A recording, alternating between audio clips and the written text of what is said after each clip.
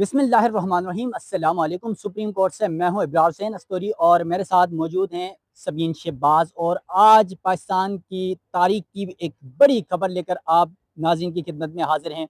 वो है पिंडी से, और जनरल रिटायर फैज़ हमीद को बड़ी सज़ा सुना दी गई है।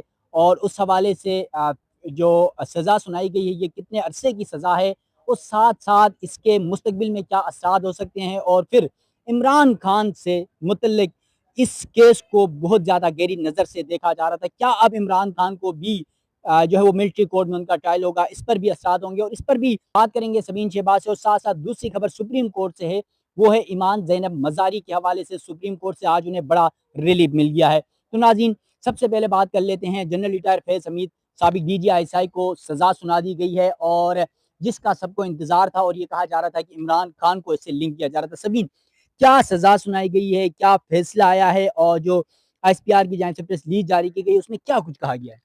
इब्रार देखिए, हवा किसी की नहीं है, चिराग सबके बुझेंगे। फैज़ हमीद हमारे पास एक ज़िंदा मिसाल है इस चीज़ की। कहा यह जाता था, और पाकिस्तान में जो इस वक़्त एक जंगल का कानून है, उस कानून के बाद ये चीज़ वाज़ह होती जा रही थी कि हवा जो है वो किसी की नहीं है और सबके चिराग एक दिन बुझेंगे। लेकिन इस हद तक चिराग बुझाए जाएँगे कि एक उस वक़्त में वो हाज़िर सर्विस थे, फिर रिटायर हुए, रिटायरमेंट के बाद उन पर जो कार्रवाइयाँ हैं वो शुरू की गई। अच्छा, मैं ज़रा जो ISPR की जानिब से जो उनकी सज़ा के हवाले से एक ऑर्डर छोटा-सा जारी किया गया, वो मैं आपके सामने पहले पढ़ती हूँ और उसके बाद हम इसको जो है वो एनालाइज़ करेंगे। अच्छा, 4 इल्ज़ामात उन पर साबित हुए हैं, 4 इल्ज़ामात पर समाअत की गई है और कहा ये गया है कि ये संगीन इल्ज़ामात हैं। हुँ। ये जो इल्ज़ामात हैं, इन्हीं से मिलते-जुलते इल्ज़ामात इमरान खान पर भी हैं, और इमरान खान के जो मुकदमा थे, जैसे आपने इमरान खान की बात की है, वो भी हैं। कह रहे हैं कि जी 4 संगीन जो मुकदमात हैं, 4 संगीन जो इल्ज़ामात हैं, उसकी समाअत फैज़ हमीद के हवाले से हुई है। और उनमें इल्ज़ामात में सबसे पहला इल्ज़ाम है सियासी सरगर्मियों में मदाख़लत, मतलब जलसे में, जुलूसों में और सियासी सरगर्मियों में कोई एहतजाज हो गया, धरना हो गया, उसमें प्रोटोकॉल देना या उसमें सिक्योरिटी फराहम करना, इसको आप ये कह सकते हैं।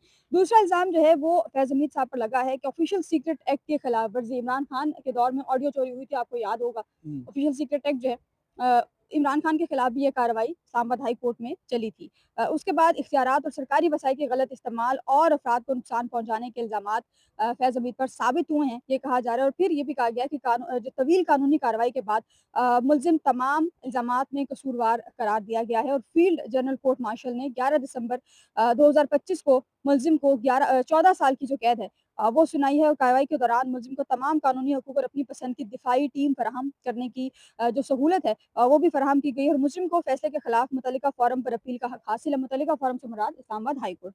और सियासी अनासर के साथ मुबैना सियासी इश्तियाल अंगेज़ी और अदम इस्तेहकाम के मामलात में अलग से जो इस हवाले से निपटे जाएँगे। फैज़ हमीद का जो ट्रायल है वो शुरू हुआ था 12 अगस्त 2024 को। हुँ। अब 12 अगस्त 2024 को शुरू होने वाले इस ट्रायल के बाद जो है तकरीबन 1.5 साल का ट्रायल चला है, और आज अब से कुछ देर पहले जो है वो फैज़ हमीद साहब को 14 साल की कैद बामुशक्कत जो है उसकी सज़ा सुनाई गई है। फैज़ हमीद को सज़ा तो सुना दी गई, लेकिन एक सवाल अहम ये कि गुज़िश्ता जुमे आपको याद होगा कि एक प्रेस कॉन्फ्रेंस हुई थी, और किस तरह धुआँधार प्रेस कॉन्फ्रेंस थी वो। मुख्तलिफ़ अलक़ाबात से भी नवाज़ा गया इमरान खान को, और दीगर सियासी के जो कायदीन हैं उनको, वज़ीर अला खैबर पख्तूनख्वा को भी जो है वो मुख्तलिफ़ अलक़ाबात से जो है वो नवाज़ा गया। आपको अगर याद हो तो सुप्रीम कोर्ट में मिलिट्री ट्रायल का केस जो है वो चल रहा था, मिलिट्री ट्रायल चल रहा था, और उसी दौरान में मिलिट्री सुप्रीम कोर्ट ने मिलिट्री ट्रायल को जायज़ करार दिया था, उसको दुरुस्त करार दिया था।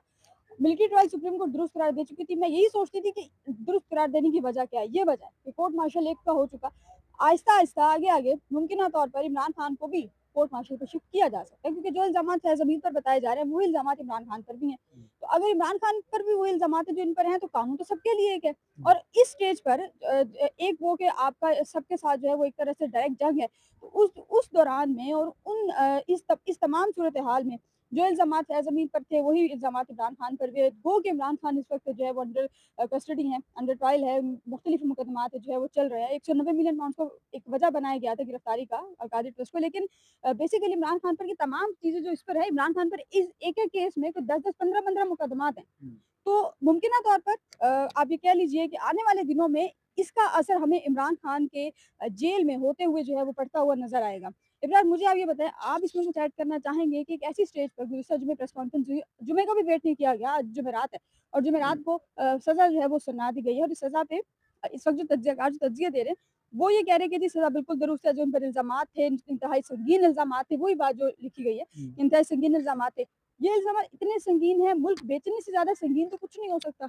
देखें सबीन बात तो ये है कि फील्ड मार्शल के नोटिफ़िकेशन के ऊपर बहुत सारी कयासराइयाँ हुई, बातें हुई और फिर हमने देखा कि फील्ड मार्शल का जो है वो नोटिफ़िकेशन हुआ और पहली बार ऐसा हुआ है ये पाकिस्तान की हिस्ट्री में और उसके दूसरे दिन ही प्रेस कॉन्फ्रेंस हुई डीजी एसपीआर साहब की और उनकी प्रेस कॉन्फ्रेंस से बतौर जर्नलिस्ट जो है मुझे पहली बार इतना सख्त रवैया नज़र आया और इतनी सख्त प्रेस कॉन्फ्रेंस नज़र आई और ख़ास तौर पर इमरान खान के ऊपर नाम लिए बगैर बार-बार कहा गया कि एक ज़हनी मरीज़ है, ये है, वो है, बहुत सारे बातें की गई डीजी एसपीआर की जानिब से। तो यकीनन मैं ये कहना चाहूँगा कि डीजी एसपीआर की उस प्रेस कॉन्फ्रेंस से बज़ाहिर ये पता चल गया था सबको कि अब पाकिस्तान तहरीक-ए-इंसाफ की मुश्किलात मज़ीद बढ़ने वाली हैं और सबको इस बात का इंतज़ार था कि फैज़ हमीद साहब जो साबिक डीजी आईएसआई भी रहे हैं और वो एक पावरफुल आईएसआई के सरबराह रहे और उनके हवाले से आपको पता है ख़ास तौर पर सिर्फ़ पॉलिटिकल एफ़िलिएशंस के या पॉलिटिकल इंजीनियरिंग के ही इल्ज़ामात नहीं थे बल्कि बहुत सारे इल्ज़ामात उनके ऊपर हैं और ख़ास तौर पे पाक-अफ़गान बॉर्डर्स के हवाले से या फिर जो गुड और बैड तालिबान के हवाले से कैटेगरीज़ हैं, उनके हवाले से भी बहुत सारे इल्ज़ामात उनके पास उनके ऊपर लगाए जाते रहे हैं माज़ी में भी और शायद उसके हवाले से अभी देखें ये कंप्लीटली जब ये मामला अब 14 साल की फैज़ हमीद साहब को सज़ा सुना दी गई और सबको इंतज़ार था पूरी अवाम को कि सबको पता है कि अब अगर साबिक अपने ही इदारे डीजीआईएसआई को जब 14 साल की सज़ा सुनाई जा सकती है और फ़ौज ने बारहा आपको याद हो तो डीजीआईएसपी साहब ने कहा कि हमने इंटरनल भी जो है वो हमारे अपने इदारे के अंदर भी और ये माज़ी में बहुत सारी चीज़ें कार्रवाइयाँ की जाती रही हैं कि कोई भी इस हवाले से चाहे वो पॉलिटिकल इंजीनियरिंग हो या कोई भी मामला हो उस हवाले से एहतसाब किया जाता है इदारे के अंदर। तो अब इदारे के अंदर जब इतना बड़ा स्टेप लिया गया है, तो इसका मतलब अब जो इदारे से बाहर लोग हैं चाहे वो इमरान खान हो या चाहे कोई और हो, उसके खिलाफ भी स्टेप और आपको पता है कि आजकल वैसे भी खबरें गर्दिश कर रही हैं कि इमरान खान को कहा जा रहा है कि कभी मुझ जैल जो है वो बलूचिस्तान ले जाया जाएगा, कभी कहा जा रहा है कि कासिम मार्किल ले जाया जाएगा, कभी कहा जा रहा है किसी और जगह ले जाया जाएगा। तो इस तमाम प्रोसीजर के अंदर अब मसला ये आ रहा है कि अब लगता ये है कि इमरान खान का ट्रायल शुरू किया जाएगा और इमरान खान को क्योंकि जब फैज़ हमीद को सज़ा हो सकती है तो फिर इमरान खान को तो कोई नहीं रोक सकता, ये तो कन्फर्म है। तो अब इमरान खान के सज़ा के लिए, उनके फैसले के लिए रस्तें हमवार हो चुकी हैं। तो सबीन बात वही है कि डीजी एसपीआर साहब की जो प्रेस कॉन्फ्रेंस का आखिरी जुमला था कि इदारे को उसके साथ ना जोड़ा जाए, सियासत के साथ। तो ये इसके ऊपर बहुत सारी कंट्रोवर्सीज़ मौजूद हैं, बहुत सारे ख़यालात मौजूद हैं क्योंकि पूरी प्रेस कॉन्फ्रेंस सियासत के ऊपर थी, तो इस हवाले से बहुत सारी बातें ज़रूर हो रही हैं। लेकिन इदारे ने ये मैसेज ज़रूर दिया है सबको, ये सिर्फ़ वो आपने एक शेर भी सुना है ना, चिराग सबके बुझेंगे हवा किसी की नहीं, तो ये सिर्फ़ फैज़ हमीद साहब के लिए या इमरान खान साहब के लिए नहीं है। ये अगर थोड़ा-सा माज़ी उठा के देखें, तो ज़ुल्फ़िकार अली भुट्टो के साथ क्या हुआ? पीपल्स पार्टी के साथ क्या हुआ? नवाज़ शरीफ और मरियम नवाज़, शहबाज़ शरीफ साहब के साथ क्या हुआ? वो सबको पता है। इमरान खान को के साथ क्या हो रहा है? और फिर जो आज सोच रहे हैं कि कल शायद हमारा नहीं आएगा, तो वो इस भूल में हैं कि कल उनका नहीं आएगा, कल आएगा। वो बारियाँ सबकी आएँगी और यकीनन जब हवा चलेगी, तो फिर चिराग सबके ही बुझेंगे। तो सबीन ये प्रोसीजर चलता रहेगा, लेकिन यकीनन आज ये बड़ी खबर है कि फैज़ हमीद साहब को 14 साल की सज़ा सुनाई गई है। अच्छा सबीन मैं भी एक आपसे सवाल करूँगा यकीनन फैज़ हमीद साहब के हवाले से तो वैसे भी चीज़ें हो गई और अब पाकिस्तान तहरीक-ए-इंसाफ के लिए मुश्किलात मज़ीद बढ़ गई हैं इमरान खान साहब के हवाले से। लेकिन आज सुप्रीम कोर्ट में ईमान मज़ारी का भी केस था। ईमान मज़ारी के हवाले से बहुत सारे क्योंकि पब्लिकली बहुत सारे लोगों का ख़्याल ये है कि ईमान मज़ारी ख़ास तौर पे ऐसे साइलिन या ऐसे लोग जो फ़ीस अदा नहीं कर सकते, उनके मुकदमा लड़ती ख़ास तौर पे ब्लास्फेमी के केसेज़ हैं या फिर लोगों को उठाया जाता है, चाहे वो इदारों की जानिब से हो, पुलिस की जानिब से हो या कोई भी शख्स उठाता है, तो उसके हवाले से वो बड़ी इंसानी बुनियादी हकूक़ के लिए बड़े काम करती हैं। तो आज वो खुद बतौर साहिल यहाँ पर सामने थी, तो उनके केस में क्या हुआ? इब्रार मुतनाज़ा ट्वीट केस है, पीका एक्ट के बाद ये केस इमाम मज़ारी पर बना था और इसके बाद इमाम मज़ारी का जो ट्रायल है वो शुरू हुआ था ट्रायल कोर्ट में, district and hmm, session court में। मुख्तलिफ जज साहिबान ने इस केस को सुना और ये देखा कि 2025 में अगस्त 2025 से हुँ, ये जो ट्रायल है इसमें तेज़ी आई और तेज़ी इस हद तक आई कि जब अगर आपने बयान एक एक असूल है, कोर्ट का एक असूल है कि जब आपने बयान रिकॉर्ड कराना हो तो दोनों तरफ के जो वकील हैं वो मौजूद होते हैं। लेकिन इमाम वकील मज़ारी मौजूद के होते हैं। वुकला वुकला ठीक जो है है। वो दोनों तरफ के मौजूद होते हैं। लेकिन इमाम मज़ारी के केस में क्या किया गया कि डिस्ट्रिक्ट एंड सेशन जज साहब जो हैं, उन्होंने बयान रिकॉर्ड करवा रहे थे तो उस वक़्त में उनका हुक्म था कि बयान रिकॉर्ड किया जाए। अदालत में एक बयान रिकॉर्ड हो रहा है और उस दौरान में हादी अली चट्टा और इमाम मज़ारी दोनों जो है मियाँ वो बीवी। मुलज़िम हैं, दोनों जो हैं वो एफआईआर में नामज़द हैं। उन दोनों को बोलने का मौका नहीं दिया गया और वो दोनों कोर्ट रूम में थे ही नहीं। आज फैसल सिद्दीकी साहब ने उन दोनों को रिप्रेज़ेंट किया है और उन लोगों के लिए एक अच्छी खबर, एक जीत है उन दोनों की कि सुप्रीम कोर्ट ने जो है वो ट्रायल रोकने का हुक्म दिया है क्योंकि ये मामला अभी इस्लामाबाद हाई कोर्ट में पेंडिंग है। 15 दिसंबर 15 को दिसंबर को समाअत हाँ, थी 15 ट्रायल दिसंबर को कोर्ट में और हाँ। 16 को जो है वो इस्लामाबाद हाई कोर्ट में। हाँ, हाई कोर्ट में समाअत थी हुँ। और 15 दिसंबर को जो मेरे ज़राए हैं डिस्ट्रिक्ट कोर्ट के वो ये बता रहे हैं कि अगर 15 दिसंबर को समाअत होती तो हर सूरत ईमान मज़ारी और हादी अली चड्ढा को सज़ा सुना दी जानी थी क्योंकि ट्रायल तकरीबन मुकम्मल हो चुका है और एक दिन में 5-5 लोगों पर ज़रा जो मुकम्मल की गई है, तो ये ये भी आज अदालती बताइए तारीख 4 हाँ। 4 लोगों के अ, 1 दिन पहले 1 बंदे की हाँ किया और गया और उसके बाद 4 के दूसरे दिन किया गया, यानी कि बिल्कुल। बड़े कम गैप के साथ जो है वो 5 पे ज़रा मुकम्मल की गई और उसके बाद फिर जिस स्पीड के साथ ये ट्रायल वैसे चल रहा था सलाउद्दीन साहब ने अच्छी बात की थी कि क्या आप खुश नहीं है कि इतने जल्दी ट्रायल हो रहा है, इतने जल्दी आपको जो है वो केस का फैसला हो रहा है आप नहीं, पर? वो उन्होंने इस सेंस में कहा था कि फैसल सिद्दीकी साहब चूँकि आर्ग्यू कर रहे थे और वो उनके आर्ग्यू की तरफ बड़े डीप जाके वो आर्ग्यू करते हैं, तो उन्होंने उनको उस पे कहा कि आप नहीं चाह रहे क्योंकि टाइम 12 बजे समाअत शुरू हुई थी और 12:40 हो रहे थे, तो उन्होंने कहा आप नहीं चाहते कि इंसाफ जल्दी हो। अच्छा, तो आज बहरहाल इमाम मज़ारी और हादी अली चड्ढा की जीत है, लेकिन उस पर अगेन सवाल जो है वो यही उठता है कि इमाम मज़ारी की जैसे आपने बात की, बिल्कुल बलूचिस्तान में जो मिसिंग पर्सन्स थे, वो प्रेस क्लब के बाहर उनका एहतजाज था, धरना था।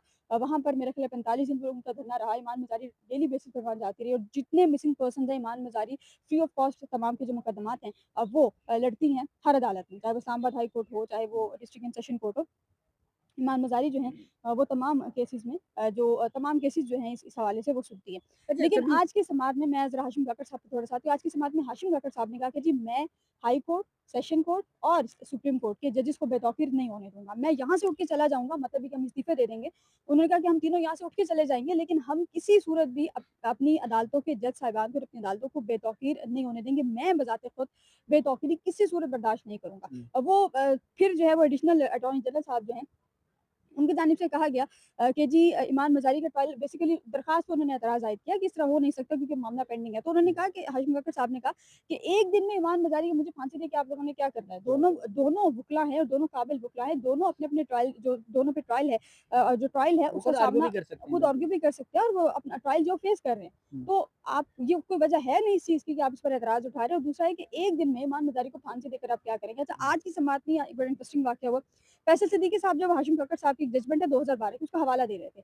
हाशिम काकर साहब ने हवाला बेसिकली इस पे था कि सीआरपी का जो है क्रिमिनल पैनल कोड जो है, बात उसका उसकी हो मतलब रही थी फैसला था ऐसी हाँ, हाशिम काकर साहब ने जो है वो फैसल सिद्दीकी साहब को कहा कि मेरी आपसे कोई ज़ाती दुश्मनी है कि आप मेरे फैसलों के हवाले जो है वो अदालतों में दे रहे हैं। तो फैसल सिद्दीकी साहब ने कहा कि नहीं आपका फैसला मौजूद है और आपके फैसले से हमें राह मिली है। तो हाशिम काकर साहब ने कहा कि यार वो तो एक जूनियर वकील मेरे सामने उस वक़्त में पेश हुआ था 2012 में, तो मैंने हुँ। उसको एकोमोडेट करना था, उसको एकोमोडेट करने के लिए मैंने इस तरह जो है वो इसको फिर फिर इस वही केस से आज नज़ीर कन्वर्ट बन किया। गई। हाँ। वही आज नज़ीर हाँ, बन गई। बिल्कुल, बिल्कुल। फिर नहीं फैसल सिद्दीकी साहब ने फिर उनको कहा कि आपने बेशक आपने जो है वो जो आप कह रहे हैं आप बिल्कुल जो है दुरुस्त फरमा रहे हैं। लेकिन आपने ये तो उसको एकोमोडेट कर दिया जूनियर वकील को लेकिन आपने जो है वो एक फ़िक्का तय कर दिया इस हवाले से। नज़ीर नज़ीर हाँ, पेश कर एक दिया एक गया। अदालत हाँ, एक जो है फ़िक्का जो है वो तय कर दिया। तो बहरहाल इमान मज़ार और हादी अली चड्ढा के हवाले से जो है वो एक अच्छी खबर यही है कि उन दोनों को रिलीफ़ मिला है सुप्रीम कोर्ट ऑफ पाकिस्तान से क्योंकि दोनों ट्रायल का कोर्ट रुक ट्रायल गया है और अब हाई कोर्ट में 16 को उसकी समाअत हाँ, होगी। जब तक हाई कोर्ट में ये मामला डिसाइड नहीं होता, उस वक़्त तक सुप्रीम कोर्ट ऑफ पाकिस्तान में इसकी समाअत डिस्ट्रिक्ट कोर्ट में इसकी समाअत नहीं हो सकती। अच्छा सबीन आखिरी सवाल है आपसे ईमान मज़ारी के हवाले से। आपको याद हो तो उनकी वालिदा हुँ, फ़िल्म शीरी ज़रूर। मज़ारी साहिबा जब उनको गिरफ़्तार किया गया और बाद में ये खबरें ये कयासराइयाँ हुई कि ईमान मज़ारी ने उनको समझाया और सियासत से किनारा कशी करने का कहा और वो किनारा कश हो गई, आपको पता है। हुँ, लेकिन ईमान मज़ारी जो हैं अपनी वालिदा को तो उन्होंने साइड कर दिया और उसको पता है कि इस सिस्टम में मौजूद है सिस्टम में हुँ, कि कुछ भी अगर आप पंगा लेते हैं, आप टक्कर लेते हैं तो आपके लिए मसाइल हो हुँ। सकते हैं। जब अपनी वालिदा को मना के बैक पे कर दिया, तो खुद इस तरह मैदान में आने की क्या ज़रूरत है? इब्रार ये मैं इस पे थोड़ा-सा एतराज़ करूँगी क्योंकि ये शीरी मज़ारी की जो वो प्रेस कॉन्फ्रेंस थी वो मैंने कवर की थी उनके घर पे, तो मुझे इसलिए पता है।